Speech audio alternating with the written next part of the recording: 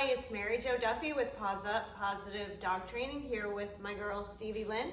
Today we are going to work on a targeting cue. I call it touch, and all it is teaching Stevie to touch her nose to the palm of my hand. There are lots of different functions for this cue. It's fun, it's a little bit of a game, but it also can be used in your recalls, coming when called. If your dog is a little suspicious of maybe that cue, then you can use your touch to get them to come in really quickly towards you. You can also use it on your loose leash walking. So I'm going to show you some various ways to use this cue, but I'm going to show you how to get started.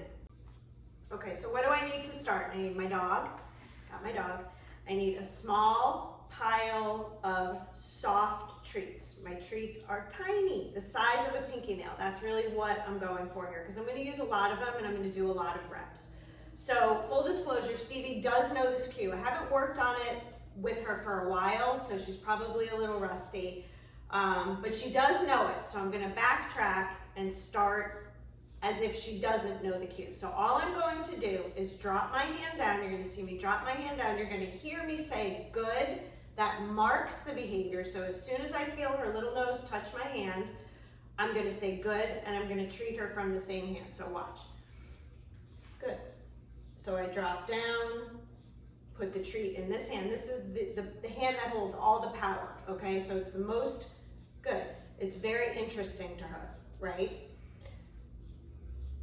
Good. Okay, oops, I dropped one, don't worry. So the good thing about using exclusively positive reinforcement when I'm teaching a cue like this is if you mess one up or you mistime it or you drop one, it doesn't matter. Just keep going. It's not a big deal. Okay, these are a little crumbly too, so I want to make sure I don't have any crumbles in my hands. I'm going to drop my hand down. Good. Notice I'm not saying anything because we're pretending that she doesn't know this, and the cue is not relevant yet. So, good. So I'm going to wait until I kind of rev up the behavior a little bit before I give it a name. Good. Most dogs are just naturally curious about what's in your hand, so you're going to feel their nose. We have to work on that and just keep, good, doing reps. Then what we're gonna get, good, is a dog who becomes more and more interested in the hand. I can start moving my hand in a variety of different positions. There's a freebie. Good. So see how she came from across the room, saw my dropped hand, touched her nose. Good.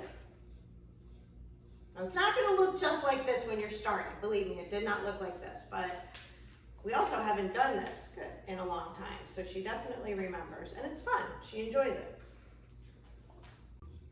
Stevie, touch.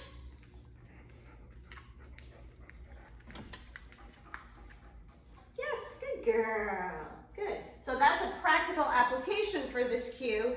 If my coming when called, if her cue, Stevie come, has been a little bit, I can drop down. Touch is an absolute sure thing for her. She loves this game. So that's when I can use this as a practical cue out in the world. Stevie, touch. Good. Good. Let's go. Touch. Good.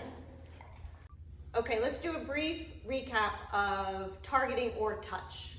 So a lot of people ask me, when do you add the verbal cue? So give it a little bit of time. Do a couple of reps. If you feed a dry kibble, use breakfast and dinner. If you feed a breakfast and a dinner every day, grab a handful for a minute.